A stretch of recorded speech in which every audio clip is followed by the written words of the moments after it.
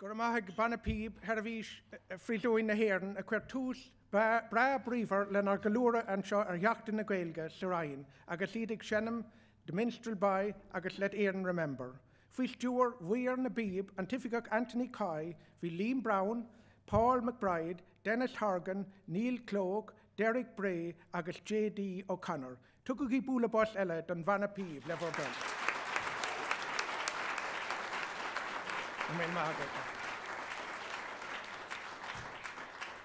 Tá fáilt roimh go léir go dtí an ócáid seo chun ceiliúradh dhéanamh an seo sa Roinne Dlí agus Cirt ar Seachtain na Gaeilge. Tá sé go háling bheit ar nasin seo bio san étrium, tréis dúing bheit ceiliúradh na Seachtain seo agus na féile Pádraig go fíorúil le gábhlíon an ús. Hála gwilmid an seo bio, bhil am chur aniúldíomh, sela dos nómid, sa cás go múlan an taléirim, gur féidir imach trí na dóirse, trí na tháinig sa bhisteach, nó trí na dóirse ar cúil an seo, agus sí staire an san, agus is an san cumá tána leithris.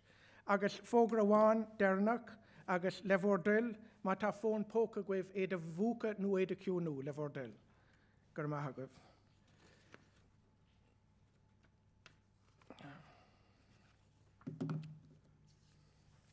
Iaramanis Cerry Dail, dóchas ling naomh Pádraig a canna agus i henam dóing, le túnlacan ó ceoltóirí na rinne agus íana speisialta. Dóchas ling naomh Pádraig. Cerry, go maith.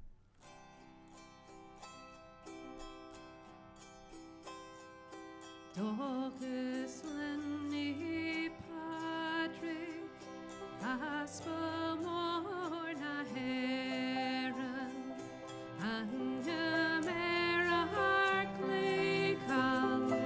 Solas mór an téile, soil sé soscail gradún, dain blianta ag léban, gramór bach na páirte, dúscail cach an déirfris.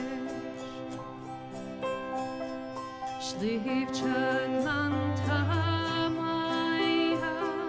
Spalcha mór na héireann, glan sé gláidteún, míle glór dar naomh, íram leid orta Pádraig, bhíodar na Gaeilge, díalan lagas iha. Pádraig as Bhí Éire.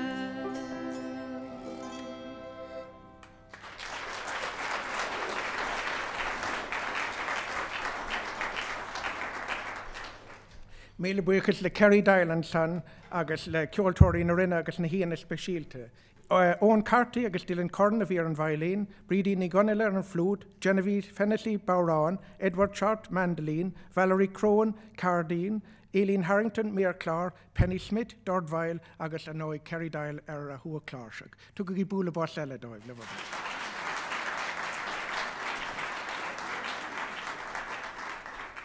Mar a bhí nóig sé féinanis, níor a bhéidir leis an ara Simon Harris nó Simón ó Harci bheling I nómh, ach bhí siad a cinálta saon an réomhthafada ceir a nóméid seo healanas a dhéanamh dóing.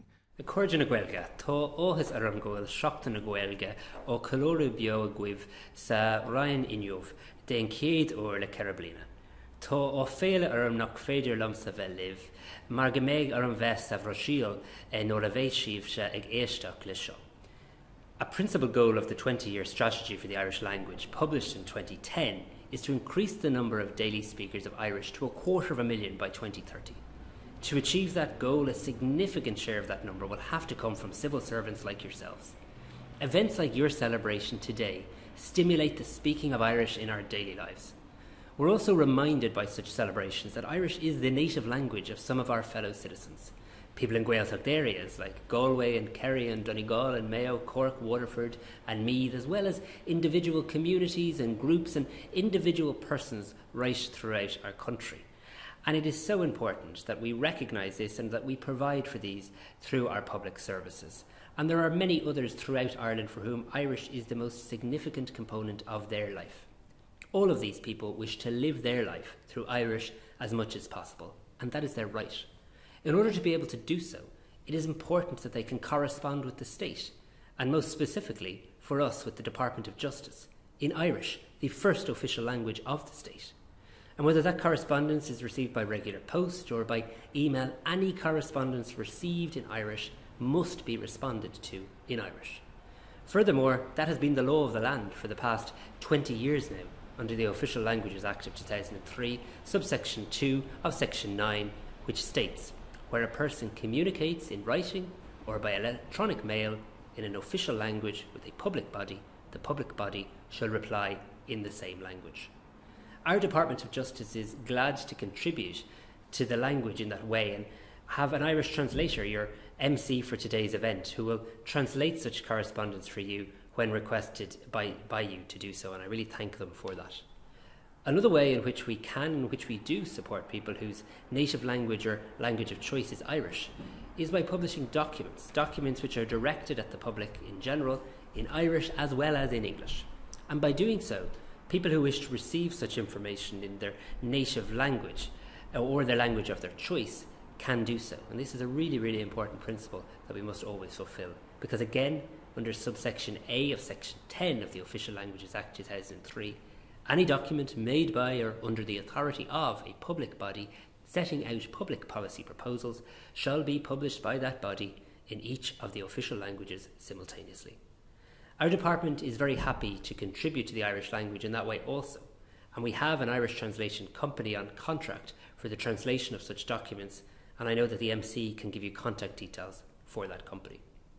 The final provision that I wish to highlight is contained in an Act which was passed just over a year ago, an Act which amends the 2003 Official Languages Act, a provision relating to advertising in Irish, which has only recently come into operation, but an exciting and important provision in terms of ensuring what we do is effective and meaningful, because it is provided as follows in the first subsection of a new section 10A inserted in the 2003 Act by the Amendment Act, and it says, a public body shall ensure that at least 20% of any advertising placed by a body in any year shall be in the Irish language, and at least 5% of any money expended by the body on advertising in any year shall be used to place advertising in the Irish language through Irish language media.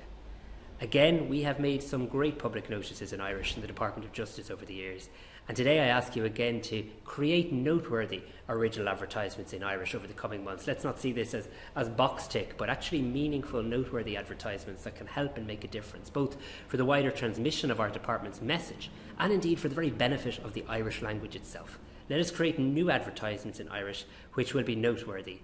I want to thank you very much for listening to me today. Go raibh míle maith agah, slán.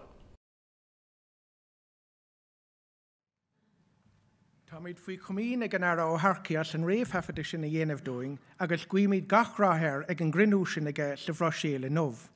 Madar leis an bhógra sin faoi hinta lína a bhí ar taspáint I dro dhearra an íseáin, I leabhla gur físeáin a bhí san ógra sin féin mar a eiceigh sibh anois.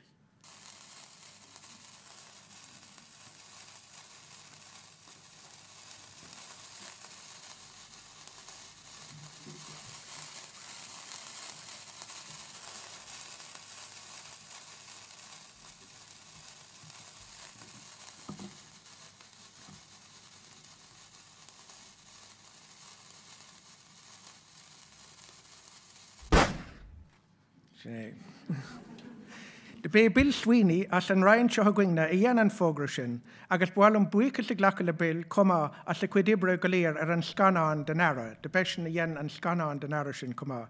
Is tá buíochas a leigh dul de Cormac Smith as libh an ara, agus de Emma McHugh Rooney Parsonda an ara, as déanamh an íseán sin leis an ara a éascú doing. Bhfuil am anis irí ar just cór, an cór, teach clús an sa, féis dúr Kerry Dial, Arán tradiisiúnta dar tedal siúil a rúin a chanadóing.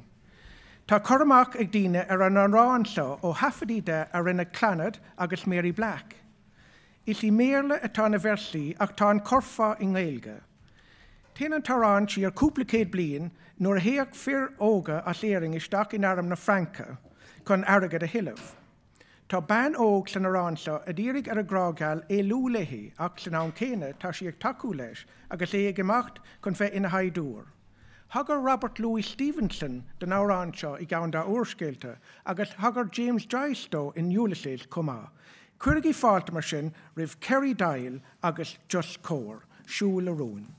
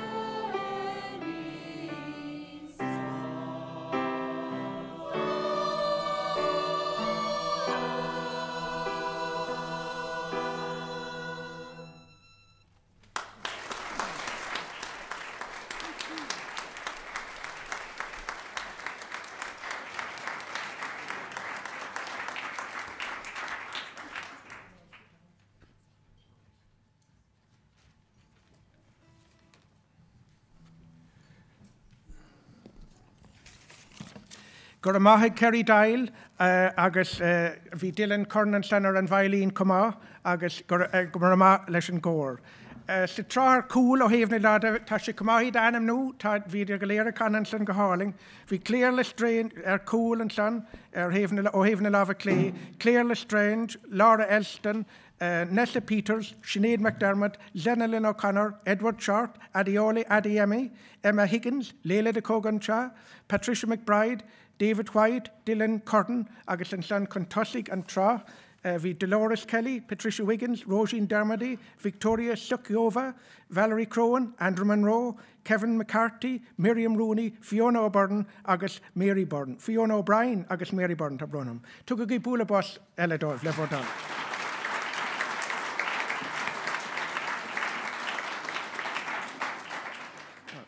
Táimid condollar aigenis ó Just Cór go dtí Just Kind. Íramanish a Ruth Gallagher agus Frank McNamara cúpla focail aráling fé Just Kind. Curigi fáilte rih Ruth Gallagher agus Frank McNamara le bhordul.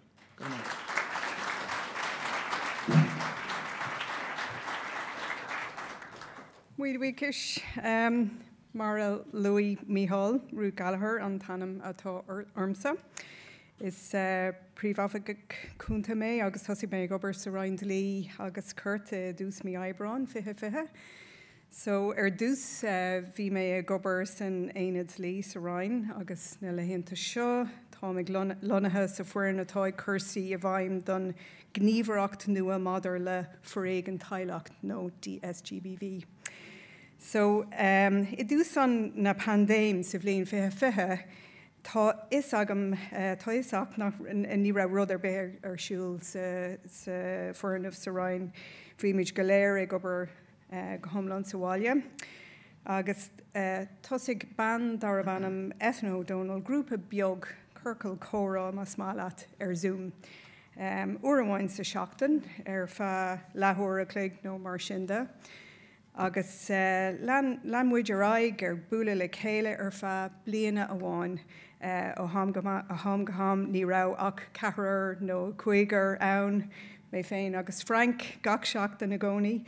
Ag bhí muid an tócha leis an teanga agus sin an rud is tábhachtaí.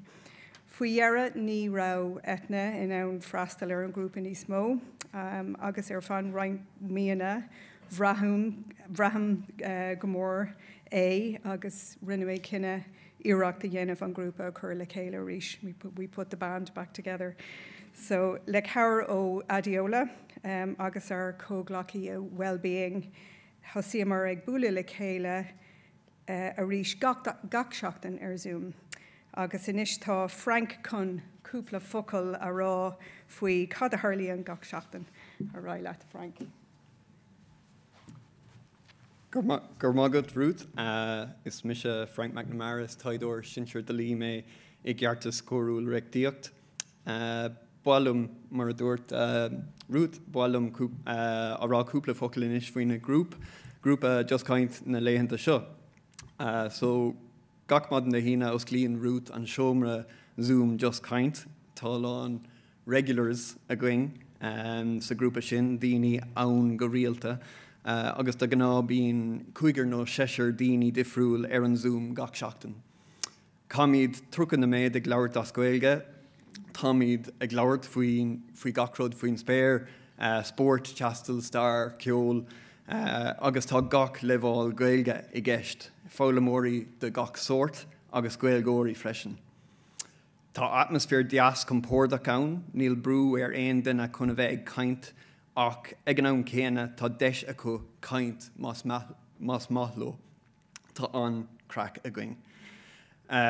Thosaigh mé ag obair sa Roinne I míanar 2020, tar éis a chomh mé naomh lína ribh sin thar lár. Tháinig mé ar ais go héireann agus bhí an spéise gom mo cud Gaeilge úsáid arís. Tá darg oring mar tá takeíocht fáilme ar fáil an seo sa Roinne. Rinne mé cúpla cuasaí I ngáil cultúr agus tá múntóireacht den sco ar fáil ann ach thosaigh mé ar ais le just caint. Rinne mé a lán corda nua le just caint agus tá cúpla chomh glacathe a gum inis agus ní labhraíonn mé béarla lo riamh. Is brelum me sin. Deirhing nach bhfuil sé riamh ró déanaach ag aon duine Gaeilge a fálam. It's never too late to learn Irish. Beag fáilte I ceallaigh ribh aon duine le sim in Gaeilge ar an Zoom just caint. Ná bí bortha faoi de caighdeán. Everyone is really welcome to join us and please don't worry about your standard. Faoi Éire, Mícheál, gur raibh maith agat agus a cuid agrúcháin a naomh agus ar nóí de takeíocht leanúnach de just caint. Sin é mo cúpla focail Ruth ar ag leat arís. Just bhhailm cúpla focail a rá faoi mo bhealach féin ag fólam. Sílam go bhfuil sé tábhachtach é chur síos. Cúpla bliain ó him ní rá Gaeilge ar bith agam. Ach bháin cúpla focail ón scoil, Gaeilge an bhanúsach cúpla frása ón goláis de lurgan, sna seachtaí. So, sa bhliain fiche san 19 bhí mé gobar a gomasisiún na hÉireann ceartadaí agus conanas, agus bhí bhirt cóglacathe lom a bhí ina caintóirí dúchas ban ón intrafán agus fear as an spidéil, agus bhí siad de caint le chéile gach lá. Ina dhé sin thosig ban eile as ballamúna de Ballymón Gaeltacht, agus bhí Gaeilge den sco eici. Tar éis sin tháinig ban eile as an bí, agus bhí an Gaeilge eice. Agus bhí n-oire orm. Agus, nach raibh in ann páirte ghlacha sna córáite. Mar sin thosig mé ag fólam. Drasla mé ar cuasa néal cultúr, an cuasa isbanúsaí ag an am sin, agus réhan saora chuig mé go dtí an Gaeltacht. I Tirconnell ar Seachtain amháin. An céad bhliain eile drasla mé ar cuasa eile an Gael cultúr, agus chuig mé ras go dtí an Gaeltacht, agus an céad bhliain eile cuasa eile agus turas eile, agus sin mar a bhí hip mé an rá leis an teanga. Anis, níl me chuig Gaeilge go roiá, déanam golóir botún go minic, ach tá ansig sim agam sa teanga, agus déanam me dhéhil gach eile lá. Agus sin é, gur mí mágad cóide.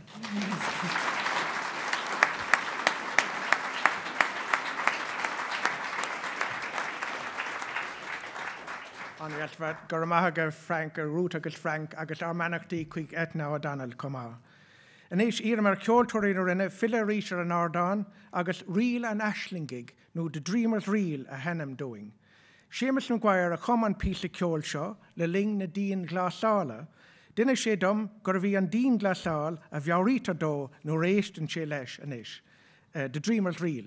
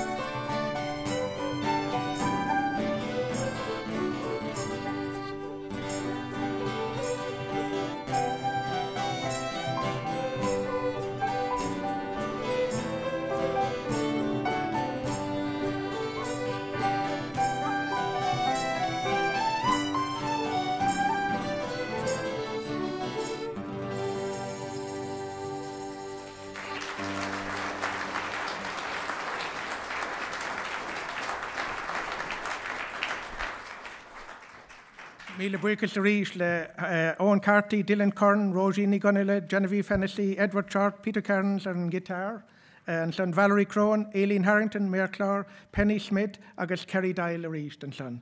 Go háling ar fad. Táimid chun imacht inis ó dhín glasáil go dtí séithir a lína agus ceardaíochta le daoine faoi coméad.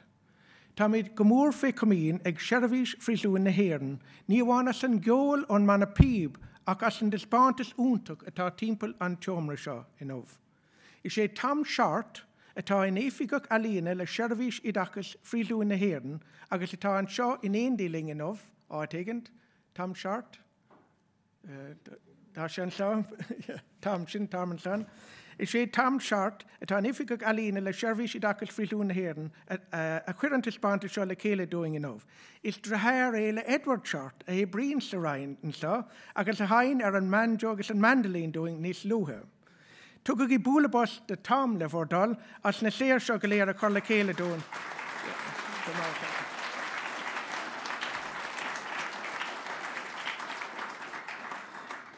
Tháinig sé as a limanach ar mardin leis na séithir a lína seo, sin tam seart gur mágad tam.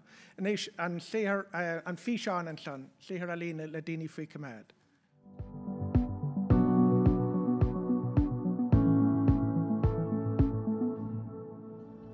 Bín tóir ar ranganna a lína I brísúin na hÉireann agus d'anóing an tíirse bheith caiilte acu tagan go leor prísúnach ar hiirse nua agus muín chun iad féin a choirinúil trí féin táil.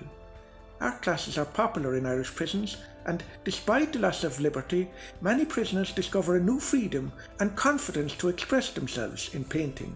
Ag brahanú ar hímpelacht an frisúin, observing the prison environment. Ag achrathú nó ag súil le nethe ón tálaíocht, recreating or anticipating from imagination. Tainmh a buineach as an nádúr agus an tíirse, an experience of nature and freedom.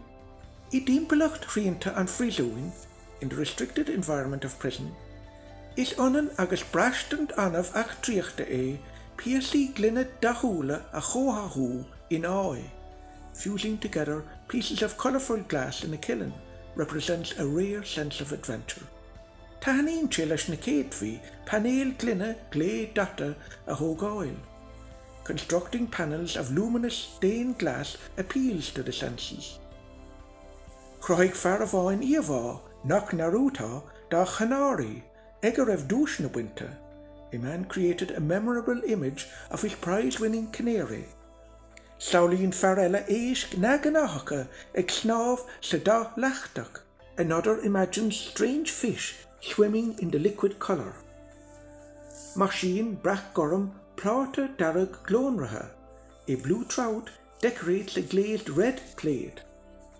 Agus tá an chuntúirt le bra I ngíle an turca, I ggóláis ar na geara agus ar na gramú go mion chúramach, and the jaws of a shark spell danger in a meticulously cut and pasted collage. Téan beer bán ar bord báid bhíg íscruachta ar ann inéiring agus an tarú éráide a haulú le réalachas tríochta. A polar bear climbs aboard a small fishing boat on an Irish river in a magic realist vision of climate change. Chroig lachéad fear balla tílana Kermacha. 50 men created a wall of ceramic tiles. Iskra a bhí in Inacho, one was a fisherman. Bhí colúr ag an bhar seo, this man kept pigeons. Agus cuinín duine eile acu ar bhadara, and another remembers a dog. Gear agus rinne prísúnach íon le haid gábhadra as lethar, bruntanas da wahar. A prisoner cut and crafted a lead for 2 dogs from leather, a present for his mother. Fector Bo I dear grach na hÉireann tre hula alien tora higitig as an Afric hare. A cow is seen in the Irish landscape through the eyes of an East African digital artist. Achrochín sé I bháine dána bheithe óna óige chomh. He also recreates images of animals from his childhood. Sníoch imlína an dragóin hínig seo I bláster, agus an sin rinneach é a phrasáil as cré mar híal, cuir a glón ruair agus bácálach é in áí. The outline of this Chinese dragon was carved into plaster, then pressed from clay as a tile, glazed and fired in a kiln. I godasnach lei sin rinne prísúnach dragún tríhiseach ní cuaramach as bloch beag crua aimid. In contrast, a prisoner carefully crafted a three-dimensional dragon from a small block of hardwood. Tá gach príosúnach a rastalín a rangana alína séir chun a stíl úhuil féin Albert. Each prisoner attending art classes is free to develop their own unique style. Mar wasahor sophisticated fiction ó léannta, as a sophisticated illustrator of science fiction, nó mar aliantóir fonóideach shráide ag obair le stencil agus canís breála, or an irreverent street artist working with stencils and spray cans. Sa fictúr a rinne sé le déanaí dar tedal Debert, agus tríocha bliain ar aig óna áltamach gur féidir leis péintáil, tugann an tír fríosúnach Eddie Cahill a chuirt ar window ar a chur go litir frac in a fáiste dó. In his recent painting titled Transportation, and 30 years on from discovering he can paint, former prisoner Eddie Cahill revisits his experience of being sent to letterfrac as a child. Naomh, léirítar ilcultúracht hoci na hÉireann in éanra na Bréisún. Today, the prison population reflects the multicultural nature of Irish society. Tusaíocht atá I rochtain ar an oideachas a ausú. Improving access to education is a priority. Agus tá tógáil áisina nua-aimsire de bhaná fé láinseoil I Libanach, and the construction of modern facilities for women is well advanced in Limerick. Is féidir le príosúnig oideachas tríal a bhéal a bhainteach trí chlárú ar chóirsaí na hoscoile ollscoilte I ngach príosún. Prisoners can achieve third-level education by enrolling on open university courses at every prison. Agus le cófartíoch nua príosún bhainseoí agus ollscoil bhánuad, and with the new Mountjoy Prison and Maynooth University partnership. Crohíonn Eddie Cahill íomhána láma des na daoine fé bhíomhan táiste. Eddie Cahill creates stark images of the disadvantaged, agus des na daoine lócalacha a chríochnaíonn sa phríosún ar dara and vulnerable who end up in prison. Sa láthaíonn ceardlanna le halaíontóirí ar cuairt, léargastí smó ar an bróisis cruthathach. Workshops with visiting artists provide a greater experience of the creative process. Ábhar nua, techníochtaí agus group dynamic, new materials, techniques and group dynamics. Modern ceardaíocht tradiisiúnta na Bréisún, traditional prison crafts survive, agus éascíonn ceardlanna deá eistethe ceardaíocht níos ullmhíní a dhéanamh, and well-equipped workshops facilitate the production of more ambitious craftwork. Chomh le tuiscint do dhearra agus de aim, and an understanding of design and function. Cuireann Bartas Herbhís na Bréisún, séithir alína ar na naomh ag príosúnig a chur ar taspáint, the prison service policy of exhibiting artwork produced by prisoners in onad alína sa phobal ar chumas príosúnach chur leis an tucaí, at art centres in the community allows prisoners to contribute to society. Agus cadrah darfa a chohabháil le na daileach, agus bar a gumas a bhainteach, and maintain positive relationships with family while fulfilling their potential. Tá atógáil ar siúl san airnáil, agus sin ag teacht amach as an bandéim. The sector is rebuilding as we emerge from the pandemic.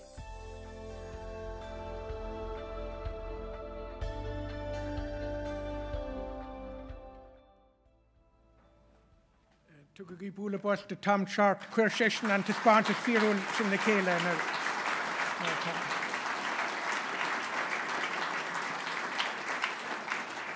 agus tá bilóg ag Tom mar leis an de spáintas áirithe seo agus éon duine gur mín libh an bhilóg sin dált is féidir le bhéh dált ó Tom tréis na hócáide seo. Bula ling na dín le sála bula ling réimhse sin na dín le sála a chuig Siobhan Bhreathnach ar scór. Is omí uair a haint sí an sás an étrium le ling imachtaí heachtain na Gaeilge sa blianta a cathach, agus tá anachas orm gúil sé raisling in naomh chun písa ceola lethe dhéanam an gláiseach de íormhíl fórna go súla hí féin a chuigar scór trá a formhór na fórna ag obair ón maiile go príomha. Tá dlúiisce déanta go sibháin dar tedal de Celtic Harp. Tá sí chun concerto í Caroláin agus an port Winnie Hines a haindúing an seo, agus in éondí lé tá a fearcéile Jim Grant an bhlúd. Cuirigh í fáilte rompa bert le fudal.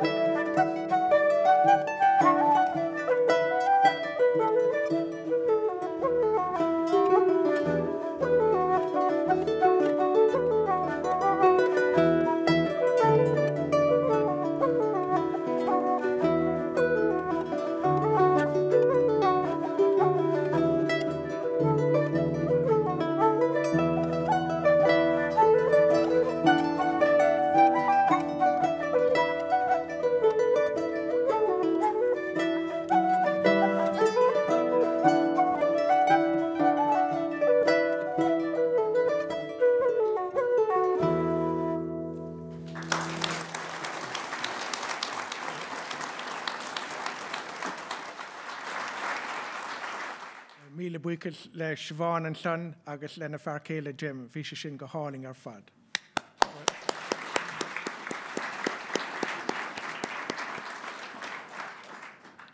Táimid chun aistriúcháin ar árán le John Prine, The Speed of the Sound of Loneliness, a casa agus a ceolanis, mar ómós dá bhúra mar go léir de hásamh agus de Harbh a sléithir le daoine a chuig ar lína fíringe le COVID le blianta beaga nús. Bhí cónaí ar John Prine in éiring trá, agus bhí anmhaint ag an Nancy Griffith le héireann, an bhean a bhain cálameacht an aránsan, chomh. Cailleadh John Prine le COVID sa bhliain 2020, agus cailleadh Nancy Griffith le COVID an bhliain dá gceann. D'as tríosa an taránsa leis, ní as brón ach le meas ar thug na daoine sin cosúla bert dúin go léir.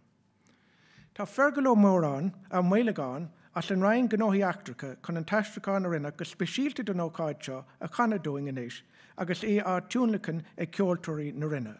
In éondí leis beag Genevieve Hennessy agus mé héin comá go bhfuair díoring. Fear puist a bhí in John Prine tar éis dó bheith in airm na Stát Aontaithe, agus canach sé aráin dó féin agus é ag siú leis ag seachad an fuist. Bhínig sé a raibh geisteige leis tedal an árán seo agus é i món ceolcuirm an seo i maiile clia, hir sa bhliain 1978 mar a eicimíd anis. This song here is about everybody gets lonesome, but some people get a little lonesome faster than others. It's called The Speed of the Sound of Loneliness.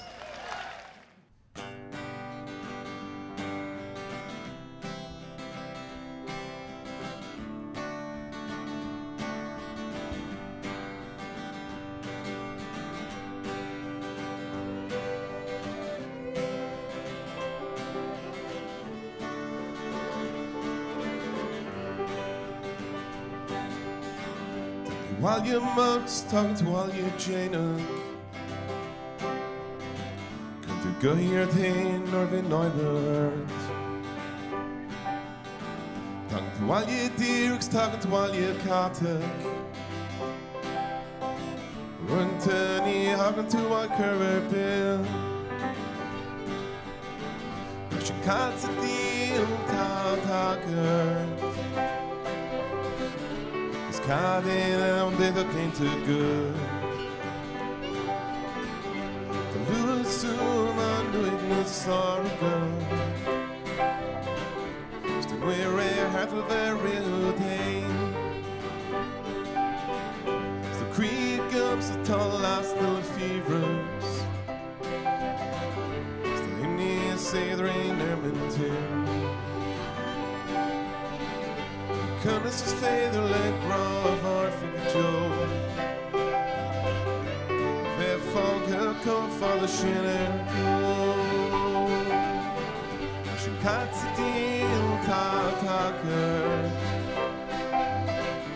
It's coming out of the thing to go. The Lewis soon under his circle. Still weary, half of their real.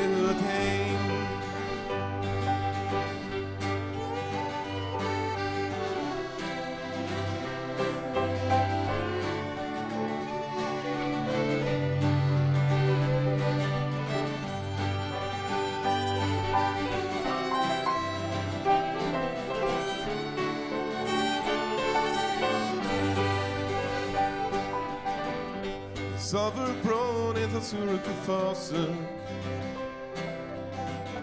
Selina on old cross-legged new. His feather lads free for law tomorrow. He's gone fuckler bill a roll gwyn. She cuts a deal, talker. Got the stand day to Jane to go. The Lewis soon on the Ignus or the goat. So we're having a very real day. And we're having a very real day. And we're having a very real day.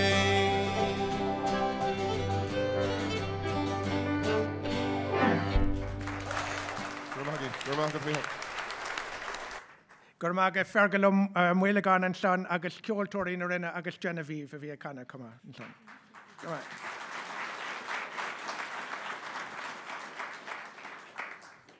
Táimid chun dul aigen is go dtí árán na bhíon. Is Astracán ó bhéarla go Gaeilge atá in árán na bhíon. The national anthem is a translation from English. Le Peadar Carney a scríb an téag spunnig sa bhliain 1907, agus fáil siach é 5 bliana in dhéag sin in Éireastá tedal Irish Freedom, agus sin é an san hús, sin an céadúir gur fáil siach é, in agrán bhí bhean fór 1912 den Irish sin, féin tedal The Soldier's Song. It was Peadar Carney who wrote the original text in 1907, and it was published 5 years later in the September 1912 edition of the journal Irish Freedom under the title A Soldier's Song. Is Patrick Heaney a chuir ceol leis. It was Patrick Heaney who set it to music. Is ein bhliain déag tréis den legan béala sin a bheith fáilsethe den chéadúr a fáilseach an Tastracán Gaeilge atá arolalas le gcuing I gcónaí in naomh.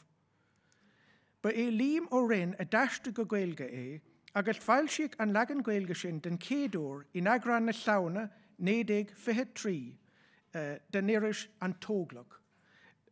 It was 11 years after the English version was first published that the Irish translation of it that we still sing today was published. It was Liam O'Rinn who made that translation to Irish of it, and that Irish version was first published in the November 1923 edition of a journal entitled An Tóglach.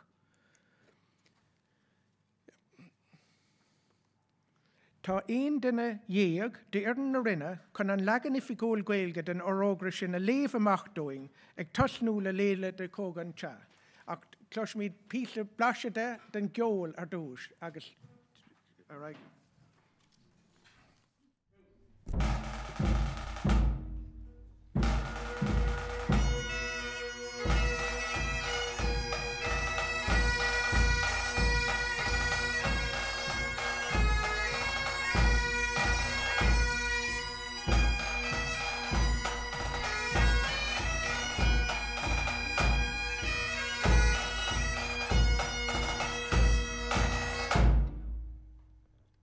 Sinna Fianna Fáil.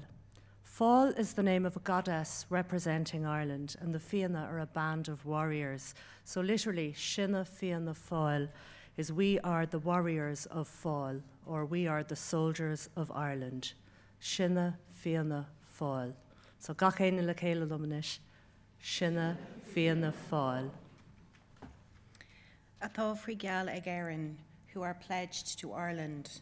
Atá faoi geall ag Éireann, literally, who are under a pledge by Ireland. Atá faoi geall ag Éireann, le céile. Atá faoi geall ag Éireann. So to recap the first 2 lines. Sinna Fianna Fáil, atá faoi geall ag Éireann.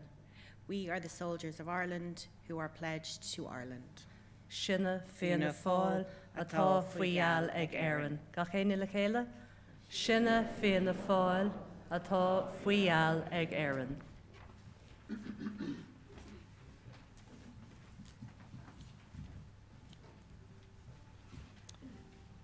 The third line, bhíodar slú, some of our army, literally, a band or troop of our crowd or force. Bhíodar slú. Le céile? Bhíodar slú. Harteen the Róinne Dlí have come to us from overseas, or literally over the waves they have come to us. Harteen the Róinne Dlí. Le céile? Harteen the Róinne Dlí. To recap the second 2 lines then, bhíodar slú, harteen the Róinne Dlí. Some of our army have come to us from overseas. Bhíodar slua, harteen the Róinne Dlí. Agus le céile. Bhíodar slua, harteen the Róinne Dlí.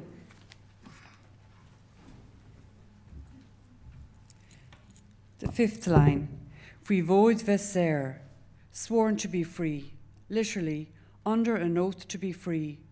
Fui void viser. Le céile. Fui void viser.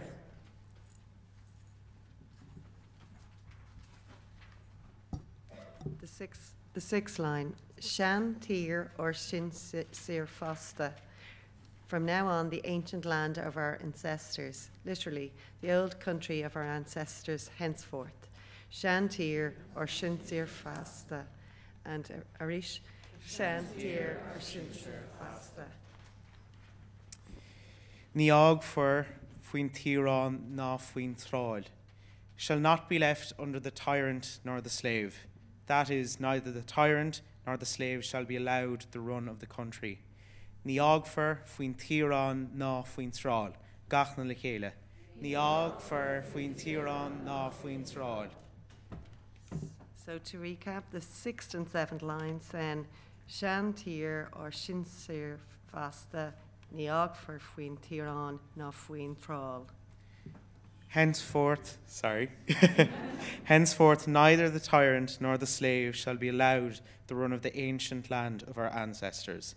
Shan Tir or Shin Sir Fasta, Naomh for faoin tíreán ná faoin tráth. Arish, Shan Tir or Shin Sir Fasta, Naomh for faoin tíreán ná faoin tráth. The 8th line, Anocht ahem savarn of whale. Tonight we enter the breach. Literally, tonight we go into the gap of danger. Anocht ahem savarn of whale. Agus le céile. Anocht ahem savarn of whale.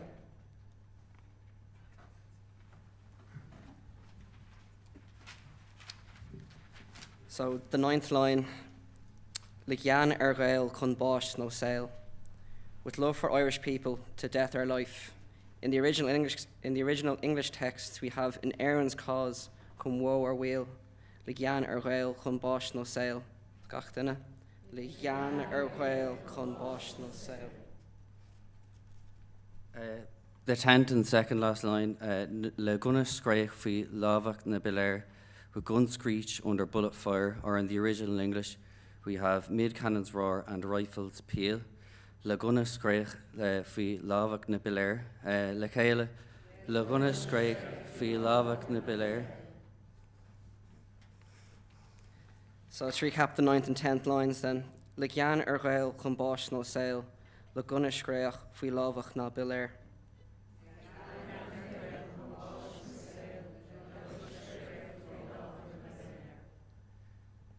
In Aaron's cause, cum woe or wheel, mid cannons roar and rifles peal. So, Ligyan Gaeilge chun báis no sail, le gunna scraich fi lavach na bilair. Agus Arish, Ligyan Gaeilge chun báis no sail, le gunna scraich fi lavach na bilair.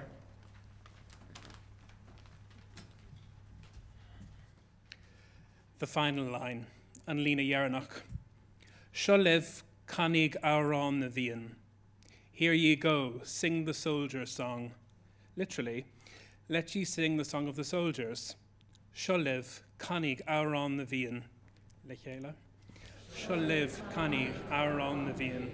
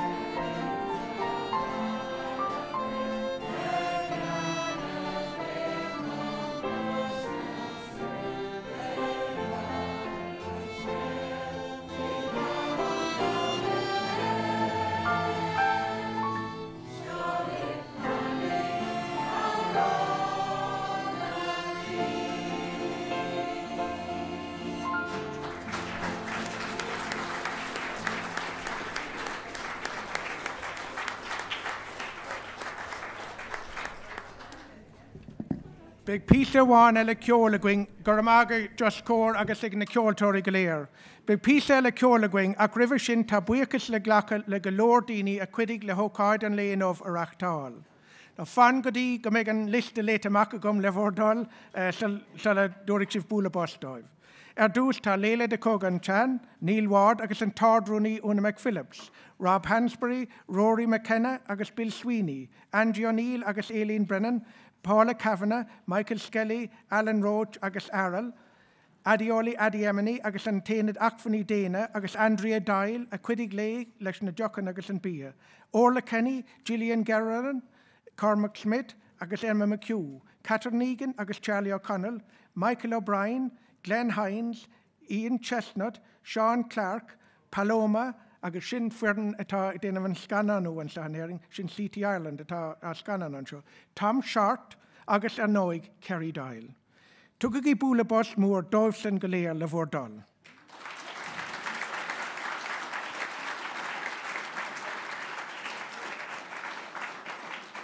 Agus túr búla bos eile do bhana píb hervís frisú na héireann, agus de ceoltóirí na rinne, de Hiwan agus Jim agus Fergal, de Just Cór agus Just Kind, míle buchas libh go léir.